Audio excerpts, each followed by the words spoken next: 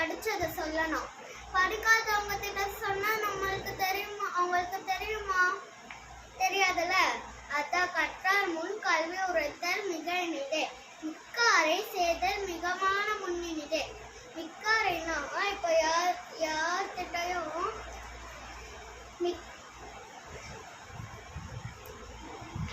புத்திசாலி அவங்க கிட்ட தான் நம்ம ஃப்ரெண்ட்ஸ் ஆகணும்.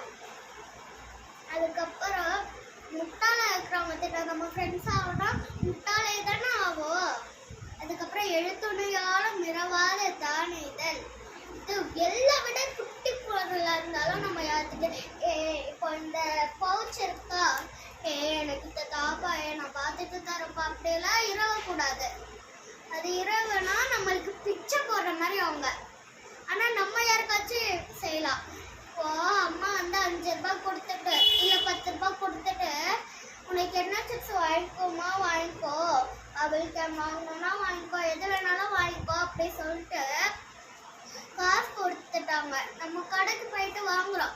அப்போ ஒரு பையன் நம்மளை பார்த்துனே இருக்கா, அவனுக்கு பசிக்குது, அவன் பிச்சைக்காரனா இருக்கா. இப்போ அவனுக்கு நம்ம ஏதாச்சும் செய்யலாம்ல.